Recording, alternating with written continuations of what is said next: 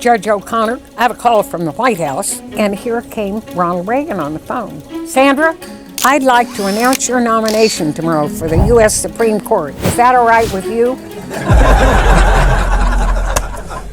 We started producing generations of young people who lacked understanding in how our government is selected and how it functions, how it works, and how they have a voice, the citizens. We've never worked on the basis of a quota. I think it ought to be, the selection should be based on merit, and I hope they will continue to be. So we have something in common. We both were born in El Paso, Texas. El Paso, isn't that amazing? Totally. Not many people can say that. Yes. Anybody else here today? No. See? Who's been to El Paso? Yeah. I see a few hands.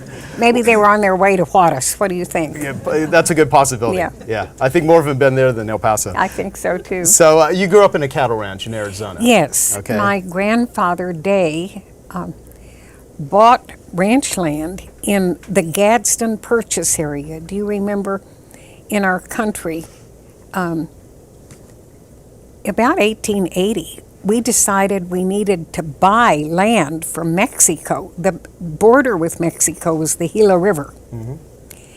And it turned out that there was a company that wanted to build a railroad line from New Orleans to Los Angeles.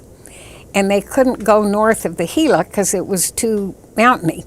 They wanted the flat land that was on the south side of the Gila. And so they persuaded the powers that be in the country to try to buy land from Mexico where they could put the rail line so they could go from New Orleans to LA. And Mexico, the country of Mexico, didn't mind at all selling us more land. And we probably should have gotten more than we got, as long as they were willing to sell it. But we just got that strip that we bought in that exchange. And that was when my grandfather, who I think was a good businessman, said, well, I think I ought to buy some ranch land there. And so he went down and got ranch land in that tract that we bought from Mexico. And then he had to find some cattle to put on it. And they weren't easily available, not the kind that you raise for beef. And he had to go to Mexico to buy cattle. And he went down there with a few cowhands and bought a herd in Mexico that had the Lazy B brand on it. That's a bee lying down. Picture a capital B lying down. And that was what he bought. And we kept the brand from then on. They came up from Mexico, and he started ranching, and it continued. And he and his wife had 5 children in all. And the youngest was my father, Harry Day. I think his name was Henry, but he didn't like that, so it became Harry. And he, as the youngest son, was asked to go and take care of the ranch when his father died. His father was considerably older and died, and they needed somebody to run the ranch while the estate was settled. So my father was sent out there to do it, and he never left. It was amazing. Wow. So what was your experience with civic education growing up? Because we're going to talk Well, about I didn't have any. I mean, I had to go away to school, and I had maternal grandparents in El Paso, Texas. So my parents made a deal with them. They kept me when I was in school, and I went to school in El Paso. Miss Radford School for Girls. How's that? For grade school. And that was an amazing place. They didn't have many little girls, but a lot of them were children of ranch families who had ranches in Mexico or various places, and they had to educate their kids. And Radford School was a good place for the girls. And I remember one just unbelievable day. The principal of the school was a formidable looking woman. She wore pinstripe dresses, like men's pinstripe shirts, only hers were dresses, and pulled her hair back. She was as homely as she could be. But she had made friends somehow, or acquaintance at least, with Eleanor Roosevelt. She asked Eleanor Roosevelt to come by the school and say hello to the children at Radford School. And Eleanor Roosevelt agreed to do that. Now, I did not dare tell my parents. my father could not stand Franklin Roosevelt. He had been elected president. And the only one he thought was worse was Eleanor. So I didn't dare tell him that we were having a visit by Eleanor Roosevelt. So all the little girls that day got dressed up, and we went outside and stood around the flagpole at Bradford School and waited for her. And the long black car, they use the same cars today as they did then, drove up in front of school, and she was in the back seat, and they opened the door and she got out, and she walked up to where we were around the flagpole, and she was fine. You know, she made good comments. We all appreciated it and heard her and listened to her and thought it was fine. But I never dared tell my parents anything more about it at all because of the dislike there of the Roosevelts by my father. Well, so what made you different as a child? I mean, I want to. Well, because I was away from home every year for the 9 months of school. And I grew up riding horses and doing whatever you could do on the ranch. I liked that a lot. It was fun. And it was very remote. We didn't have electricity or any of the things you would expect. And it was a long trip into town. We took a car and drove into the nearest town once a week so we could get groceries. Because we had plenty of beef to eat. We had lots of that. But when it came, we always had a sack or two of frijoli beans. Do any of you know what frijoli beans are? Okay. They're dry, and you can put them in sacks and store them forever without refrigeration. So we had beef and frijoli beans, but for anything else, we had to go to town. And that was a big expedition each week. Well, talk about your experience and perseverance in becoming an attorney. I mean, you had quite a few stories. I went to grade school and high school in El Paso. Mm-hmm. And every member of my high school class applied to and went to some college in Texas. Nobody applied for out-of-state education. And I think my father had hoped to go to Stanford. That had been his plan. But when his father died, he was sent out to the ranch to keep things going just till they settled the estate. Well, that took about 10 or 12 years. So he never ended up going to college at all, which was sad. He was a very smart man. And that was sad. And I think I must have had in my mind, well, I should apply to Stanford, which I did. And darned if they didn't take me. So I went off. I didn't know what it was like. I had no clue. And I ended up going there. I liked it very much. It was so interesting. And as an undergraduate student at Stanford, I took a class taught by a law professor there. And I really enjoyed that class. And because of that, I then applied to Stanford Law School. And darned if they didn't take me. So that's how it all happened. And it wasn't planning. We didn't know lawyers, and my family would not have thought that was the direction their child should take. But so when you're looking for work as an attorney, what was that Oh, like? well, that's a totally different story. One of my classmates at Stanford was a fellow named William Rehnquist. How about that? Yeah. And we were good friends. And I lived in a place where just a few graduate women were living. And we used to have bridge games and things like that. And we'd get Bill Rehnquist up there to play bridge. And it was a good experience. And then I married. I was dating as a senior, as a third-year law student, a fellow from California named John O'Connor. And he had been deferred. We had a draft then for World War II.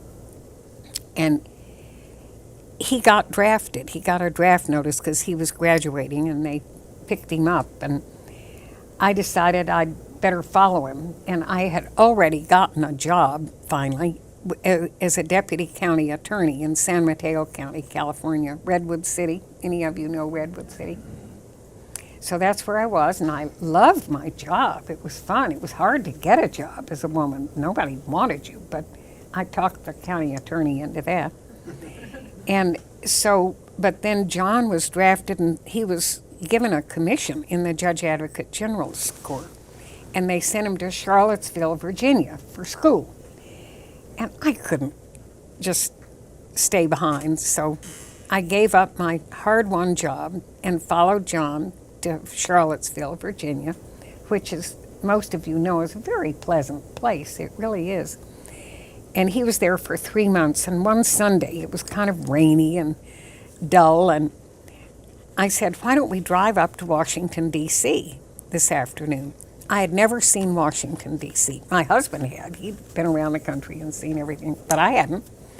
And so he said, okay, and we got in the car and drove to Washington, D.C., and we parked up by the Capitol and the court and walked up to the Supreme Court, and we walked up those stairs and the columns. You've seen pictures of the court and the column. Got up there. Well, it was a Sunday, and it was closed tight, so we couldn't get in, and I couldn't see it, and I remember us saying to each other, well, that's the closest we'll ever get to the U.S. Supreme Court. It didn't quite turn out that way, did it? Wow. But that was amazing. So who inspired you to go to law school? Were there any teachers? What was the influence? Well, I took a class as an undergraduate student at Stanford that was taught by a law professor, and I loved the class. He was really impressive. And I just thought, oh gosh, if they're that good in the law school, I better apply, which I did. Gotcha. Well, you started something called iCivics. Yes. How does it work? Why'd you start it? What's it for? How does it work? Let me back up a little. You probably know that the first public schooling we had in this country was given to students with the argument, now we've created a good system of government, we have a wonderful country, but we need to educate our young people. We need to teach them how our government is formed, what it is, and how they're going to be part of it. That was the way we got public schools in this country. Interestingly enough, today, if you look at the 50 states, hardly any of them teach that to young people anymore. They might take some math and science classes and some other thing, but they're not going to take civics. They don't teach that anymore.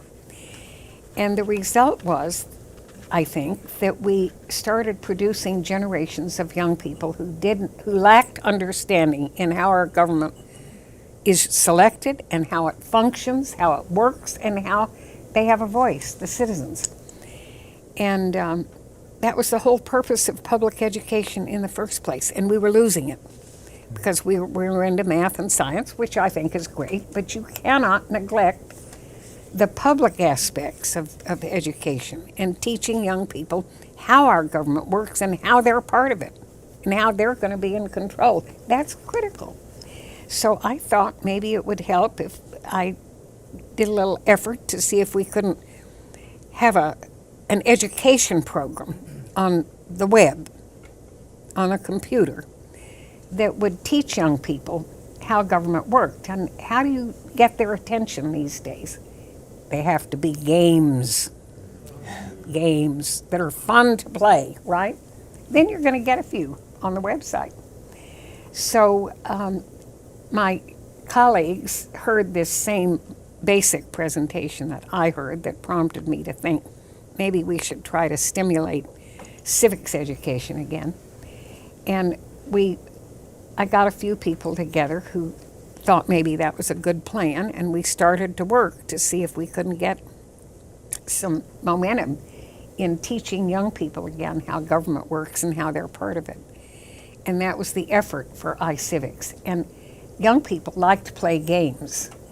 They like to go on the web and play games. So we got a little grant or two of money to get started, and there are several companies that design games that can be played on the internet, and we went to what we thought was the best choice and got a couple of games designed to be played on the internet. And then I got a chairperson in each of the 50 states to see if we couldn't get some interest in that state in teaching young people by using this website. And that's how we've proceeded. And we are now in all 50 states, and we have something like 19 games on now. And they all are fun and interesting to play and effective as teaching tools.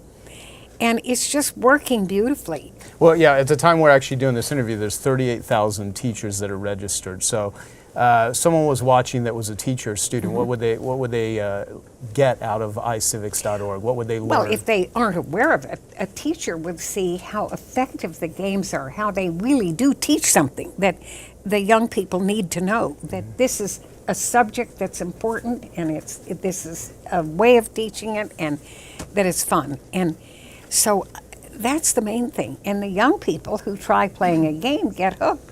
I've had many of them, little kids who start playing, and their parents have to come back at 2 a.m. and force them to go to bed and quit playing games. I mean, it's fun. We know that's a test, because I have a very smart guy by the name of JR who's a former Make-A-Wish kid, and he's a very sharp individual. And has he played iCivics? I called him up one day. He had been playing it for 4 hours straight. That's and what he happens. said, he goes, "This is there you go." He said, "This is addictive." Okay. That's what he said Yes. to me. He goes, "This is addictive." Exactly. And I'm like, "That's in a good way." All right. That is exactly right. Your example is the same one I've experienced, and it works. It's an effective teaching tool. And believe me, we have a whole generation or two of young people who need to get addicted to the games on iCivics. Well, I'll tell you, I was playing it before I had to come here, but I had Yeah. to be at the meeting on time, so I could. But I realized just how much I don't know Yeah. just from even playing the games. Right. Yeah, it's No, pretty it's engaging. good, but it is very effective. And if you can get young people to use it and start, they're going to follow it up. They're going to play the games, and unfailingly, they're going to learn things that are important to learn for any citizen to Right. know. It's really fun and good. Well, okay, so this question I got here is, what proportion of education do you think should be devoted to civics and history? Well, I don't know. That there are many other subjects that are deserving of knowledge as you're in high school and grade school. They have to learn math. They need to learn some science in there, how things work. You need to really cover every area. You need to teach them English language, I think, and grammar. I mean, there are lots of things to learn. So I'm not trying to take away anything that we teach now. Just add to it a bit with how to write well. And we have developed some courses recently for iCivics to teach better writing skills, better grammar and better writing skills, and making what you say more interesting and valuable to look at. Well, we're sitting here with a group of entrepreneurs. I mean, what sort of role do you think entrepreneurs and business owners could play in civic education? I Well, mean, if was they're that the- lucky enough to have had iCivics, they're going to be more effective. They'll know how to write better themselves. They'll know how to be more effective leaders. Hey, I hope you're enjoying this video, and I want to let you know that I have a new book that's come out, and if you'd like to get it absolutely free, there's a link below in the description, or you can wait till the end of this video, or you can simply go to joesfreebook.com and you can get a copy there. So now this is some stats here. According to Circle, only 21 states test social studies. The situation gets worse when you look at states that test civic education That's right. specifically. Yeah. So if it isn't mandated or tested increasingly, it isn't taught to the detriment to That's many the students. problem that I have faced trying to push iCivics, because in most states don't mandate it anymore.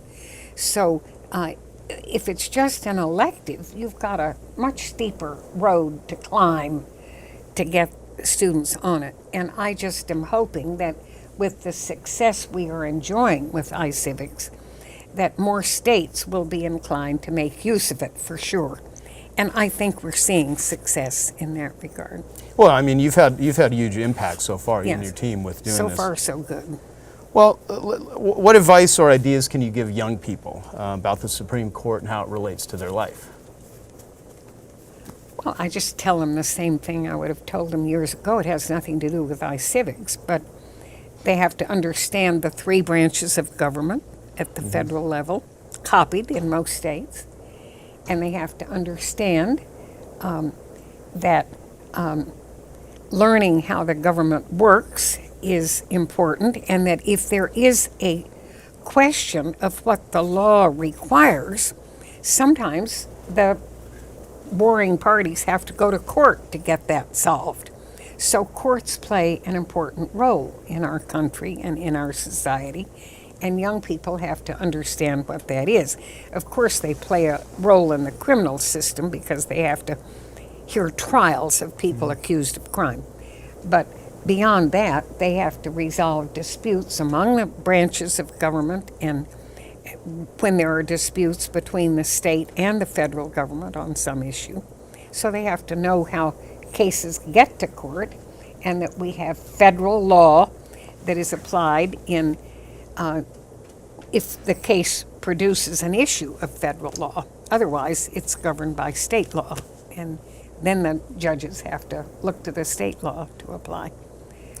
What are some of the most vivid memories you have as being the first, U.S. Supreme Court justice that's female? Well, they're all special.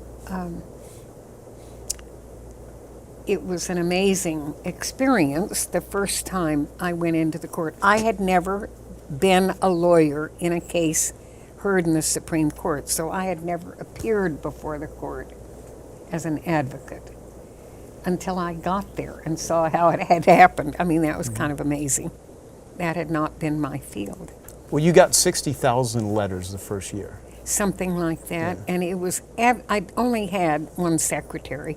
There was no way that she could handle opening the mail, much less typing answers. It was very challenging, and I used a few volunteers, daughters of friends of mine and things, who would come and they'd stay a while and open letters at the court and help us organize it in some fashion, hoping to answer some of them. It was very, very challenging, and I was not furnished with staff to do that, so it was hard. Well, those would be an interesting question. Like, how did you deal with overwhelm and public scrutiny? I mean, did you have trouble sleeping at night? No, heaven's sakes. Get sleepy, go to sleep.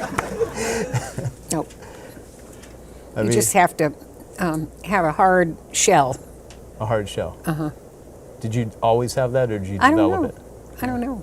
But when I was in Arizona, I ended up running for and winning a position in the state Senate as a legislator, and served in that capacity, and in time became the Senate Majority Leader in Arizona. And that was an interesting experience, to have to deal with the issues that a majority leader has to address and try to get things accomplished and achieve things in the legislative process. It was a good lesson, I suppose. And I had served as a judge as well at the state level, and that was useful also. Not all the justices on the U.S. Supreme Court have had experience at the state level as a trial court judge or as a judge at that level. And I think it's probably useful to have had that experience in my background. Yeah. So according to a Gallup poll, confidence in the U.S. Supreme Court system is eroded. And so how important is that? How does it affect the country and the public? It's important that the public has respect for the court system that we have. I think it's quite important. And if there's some decline at the moment, maybe it came about following Bush-Gore case, I don't know. But I suspect that over time, given enough time, it will be back where it always had been, which is a pretty decent level of respect, I would think, for the courts. And the federal courts do deserve respect, I think. They tend to be well managed and well served by the federal judges that are serving there. And so I think that the prospect is pretty good. What work still needs to be done that's major, in your opinion? Oh, that's too broad a question. Work about what? Gender equality is an example. Well, we can do more. We're probably not there.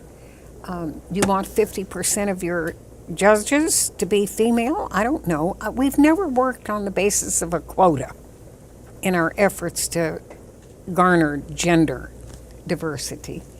And I don't really advocate using a quota system to see if we have enough. I think it ought to be, the selection should be based on merit. Yeah. And I hope they will continue to be based that way. I think that serves us okay. I think we're doing all right. So your book, Out of Order, you recently wrote that. What will someone learn from reading the book? Well, you're going to have to read it and find out. Well, I wasn't going to read it, yeah. Well, no, it just talks about a lot of the questions. If you notice, I was trying to courts. plug your book too here. You know, I am a marketing guy. Okay, so, good. Well, you do that. That would be nice. That would be nice. That is funny. So what we're going to do, we're going to have some questions from the audience, so that any of you that have questions for Justice O'Connor can give it a shot. Let's start with Dan, and then we'll go over here. So Justice, first of all, it's an honor to have you here. Thank you. Knowing what you know now, looking over your life, what would you say you're most proud of, and what's the legacy that you really hope to leave for the future? Well, I think it was important that at some point we had women on the U.S. Supreme Court, and that's a pretty big step to take and an important one for the country. So, of course, I'm pleased and proud to have been involved in that. Steve. Hi, a appointment to the Supreme Court is for life, right? Well, same for the trial court or the Court of Appeals. It isn't just the Supreme Court. Federal judges are appointed, it says for good behavior. Okay, so assuming you had good behavior for Yeah. life, you were appointed to the highest position Right. a Right. judge could ever dream of. Right. And so what went through your mind? What was the struggle like to, or was there, to give that up, to move on to Oh, your it wasn't a struggle. My husband got Alzheimer's. Maybe you've heard of that. Maybe some of you will have it, and I wish you wouldn't. But he was ill and he needed help, and it just seemed to me that it was time for me to give up my day job and take care of John while he fought that horrible disease. So I did. Justice O'Connor, pleasure to have you here today. I've been twice elected to the County Board of Education in Santa Cruz, so I have my pulse on good. public education Yeah. and serve in that capacity. I think you've recently met our superintendent, Michael Watkins, actually. This year, my wife and I made a very difficult decision to pull our kids out of the public education system and into a homeschool program. And part of that decision came about from, I saw that, and I don't want to blame it on one set of policies, but let's say with No Child Left Behind, we've become very test-centric. And I think part of that fear of falling too behind some of the India and China and math and science and so on and so forth has caused policymakers to put more attention towards testing to those specific subjects. And what I found is it got to be teaching was trying to get the students to regurgitate facts to pass certain tests and meet state and federal standards instead of teaching deductive reasoning, free thinking, entrepreneurship, the things that have made this country great traditionally. And congratulations, by the way, with iCivics. I mean, gamifying, education. Hello. I mean, that's what interests them.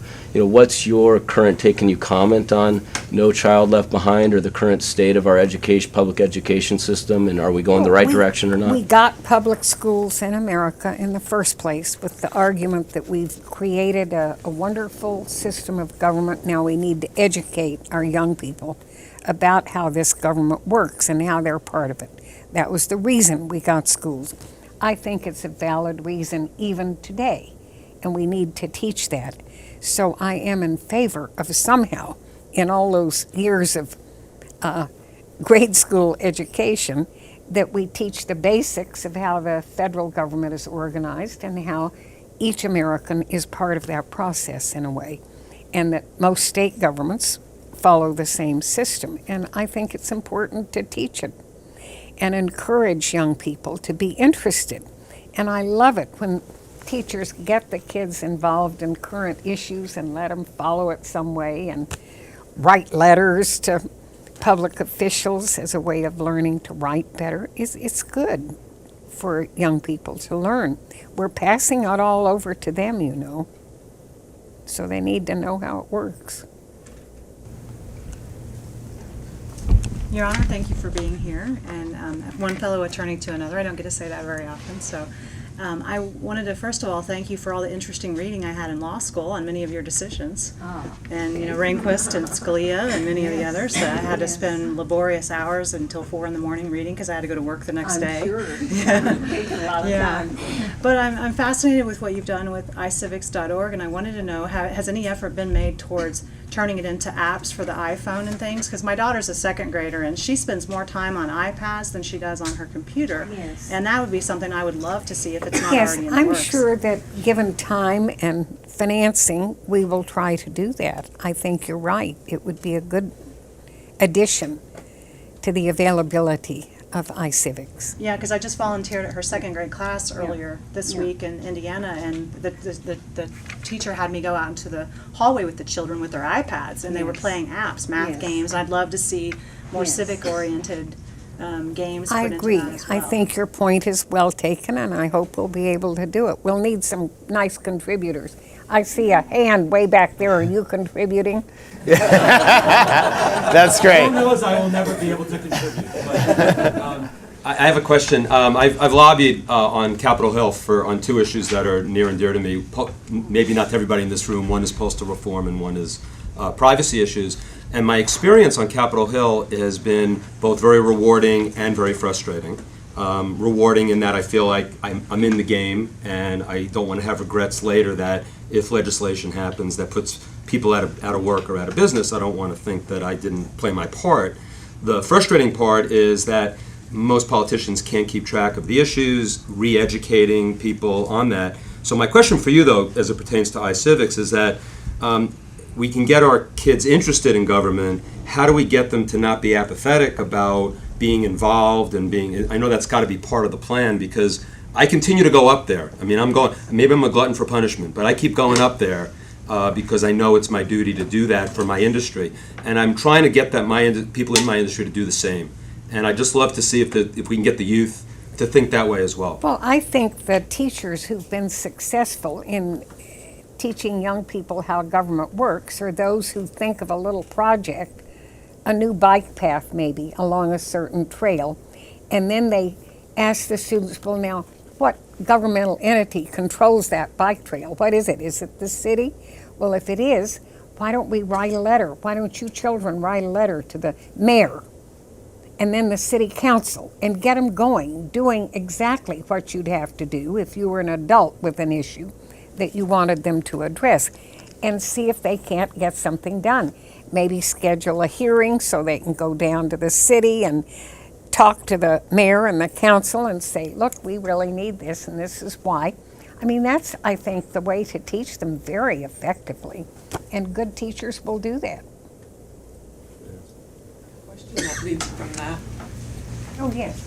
So, leading on from your answer to Brian's question, so when the teachers get into iCivics and they use it, do they assign it as homework and then have discussions and create projects? I don't know how the teachers do it. I assume some of them would do exactly that. That's kind of exciting because teachers are looking for, interesting things, and Yes. maybe a teacher's guide for the teachers Yes. if the chair people in the states. Well, they can make it very interesting if they want to, and they can find local current issues that the young people would readily understand and want to follow themselves. That's kind of exciting. It is. And I have another question. So is there an online place for individuals to contribute? Well, yeah, I think the website shows an address We're going to do a for handout iCivics. to everyone too. So Are you going to do a handout? yeah, There's got to hand be me one. one if you could, Yeah. Lindsay. Thank you. Give one to her too. There you go. We're going to hand these out to everyone. It'll give you all kinds Good. of information about iCivics if you want to get involved. Good. If you want to support. Yeah, that's great. It has been really so exciting to work on it, and I strongly felt that our nation was drifting a little away from the notion of the citizens being directly involved with their legislative processes, and so I'm pleased to encourage them to get back into that. You have a hand right there. Thank you for being here, first of all. Do up to? Well, I admired my mother. She wasn't working. It was not anybody who worked. I didn't have anybody specifically in mind as I progressed along. So that's hard. I really didn't. So they were mostly role models, as male role models as you? I have no idea. I just did what I did. And why, I'm not sure. You didn't think about it too much? I didn't You ask. No, I didn't ask. I just did. Hello, Justice O'Connor. I have a business called WorkingMomsOnly.com for the empowerment of the working mom for a healthier, wealthier, more balanced, blended lifestyle. And I know that while you were going along with your career, you were also raising a family. I was. And so for you, is there one specific piece of advice that you could pass along Yes. to our Working Moms Only community? Yes. Don't expect any time, not even 5 minutes for yourself. Forget that. Just forget it. Thank you. Okay. It's like, I'm not going to take that, Laura. Those same lines. There's a real nurturing, loving role you play as a mother versus that hard shell you talked about in the business world. Were you able to just change hats frequently, or? Oh, I don't know. I hope I was able to do it enough to act like a caring mother. I think I was. I hope so. I tried. How many Cassia, children do you have, Justice O'Connor? What? How many children do you have? 3 sons. And that was a help to me, actually. If I'd had a daughter, I think it would have been more challenging, to tell you the truth. The boys were pretty nice. I never had to spend any time taking them shopping. They had zero interest in their clothes. Got them a pair of Levi's and a shirt, and they were fine. And so, that was a help to me, actually. And you didn't have to worry about hair or anything else. It was very nice. If someone could ask you a question about anything that they haven't, what would that question be? Oh, You ever I thought of don't that? know. You I mean, think what- of it. There's got to be. You're asking me. You All right. think of it. Let me do it. All right. I wouldn't even know how to ask this one, but I've been informed that when your husband, John, when you first went out to a restaurant, Lazy Bee Ranch, something sort of happened that had to involve cattle and stuff. Do you know what I'm talking about? No, I don't. Little castration story. Could you maybe share that? Oh, yes, of course. Okay. Yeah. I'm sitting there going, is she going to answer this? No, I do remember what Okay. you're thinking of, So, because I what- think I wrote it in one of the books. Anyway, John and I had met in law school. We were both at Stanford Law School and had decided that, we were kind of serious. And so John needed to go out to the Lazy Bee Ranch and see it with me. And we had a Christmas holiday or something. I don't know what it was. But anyway, we got in a car that one of us had, probably mine, I don't know. And we drove from Palo Alto out to the Lazy Bee Ranch. And we drove up, and when we got to the ranch, I think it was well into the early afternoon, maybe 1 or 2 o'clock, drove up to the ranch house, and I could see my mother in the kitchen window. And we called her M.O., short for mother. And so we saw M.O. in the kitchen. We got her out, and we were so excited to see her and have her see John there at the ranch. And I said, well, where's D.A., short for Daddy? Okay, where's D.A.? She said, he's down on the corral. They're branding some cattle down there. And I thought, well, that's kind of odd. I didn't know why, when he knew I was coming, he was down there with a bunch of calves to brand, but there he was. I looked down, so I said to John, we better go down to the corral. So we did, and the corral was full. I suppose some of you have seen bunches or herds of cattle waiting for branding and stuff, and they make funny sounds, bawling and coughing and all the things that cattle do. And I took him in the corral, and they had a branding fire lighted in the corral, and they had branding irons in the branding fire to heat them up, and they were branding and dehorning and giving them injections for certain disease prevention. And so we got down there, and my father went over. He said, John, and the way he told, when we got down there, the only thing he did to acknowledge our presence was touch his hat brim, the Stetson hat thing, And he just did like that. And then that was the indication that I know you're there. So we knew he knew we were there. And so in time, he came over and he said, John, glad to have you here. He said, here, John, try one of these. And what he had done is they had male calves that they were branding. They'd whack off the private parts down there and toss them in a bucket and deal with that later. So they had a bucket full of these things over there. And my father just grabbed a couple of them, and he took a baling wire that was on the fence. The baling wire was around bales of hay, and when you opened it, you took the wire off, and then he'd make little things and hang them on the fence to keep the baling wire. Don't throw anything away. And he unwound some baling wire and put two of these things on the baling wire and stuck them in the branding fire. And then pretty soon he turned them over. And then sure enough, he had John, come over here. You might want to try one of these. I mean, that was really mean. John's first visit to the ranch, and here he's offered these testicles. He did. He put the darn thing in his mouth and chewed it and swallowed it. Very good, Mr. Day, is what he said. And I thought, oh, gosh, that was mean. I got to marry That was this his guy, introduction. Right? Wow. That was his introduction. Wow. I was put up to that question, just so you know. Okay. That's good. Well, thank you. Thank you. Okay. Anyone else? Time for one more question. Okay. Oh, there's a hand in the very back. Justice O'Connor, we were talking at lunch and you told the circumstances under which you were informed that you were going to be a Supreme Court. Could you tell the story, because I found it fascinating?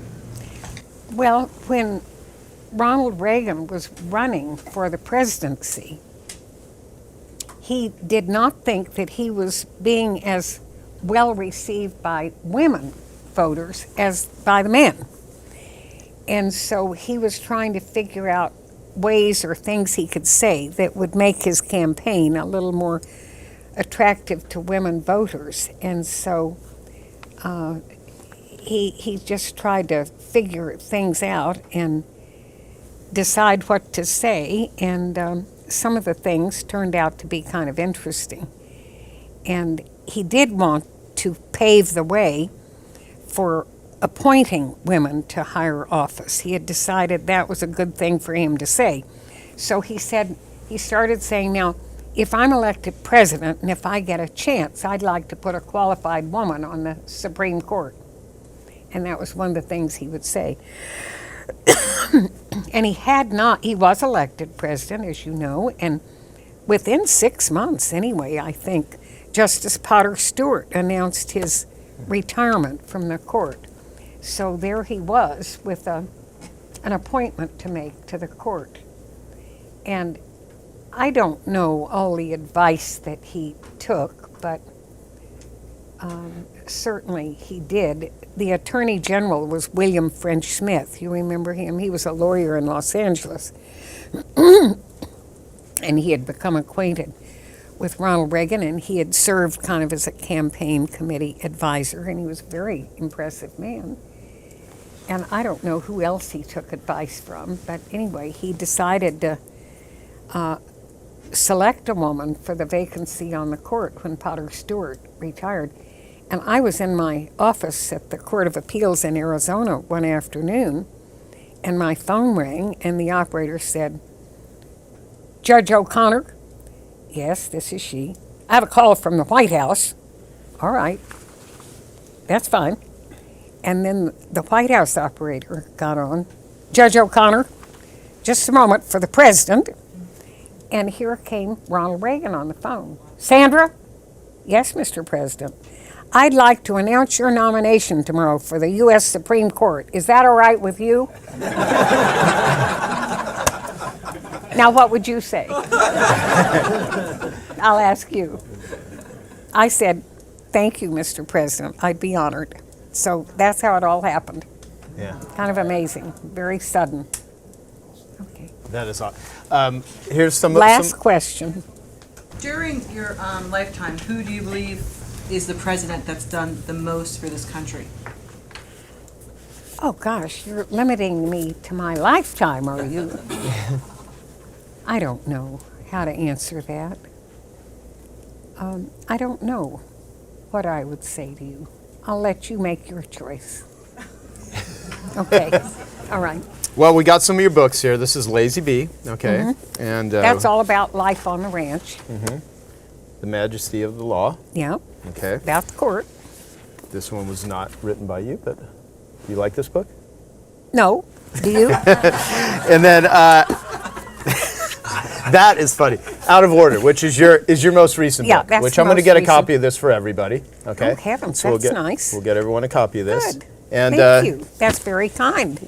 what I will say, thank you so much for coming down, taking the time. My pleasure. It's been You've fantastic got a to- lot of talent assembled in the room, so that's good. I hope they use it wisely and help make the world a better place. Don't forget that role that you have. You probably want to make your product or whatever you sell better, but remember the country too, and help try to make that a better place as well, okay? Thank you so much.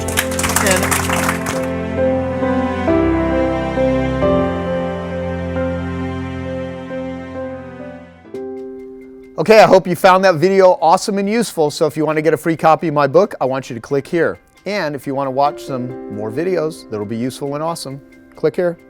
Go ahead. They're over here. Do it now. Come on. Thank you. Watch them.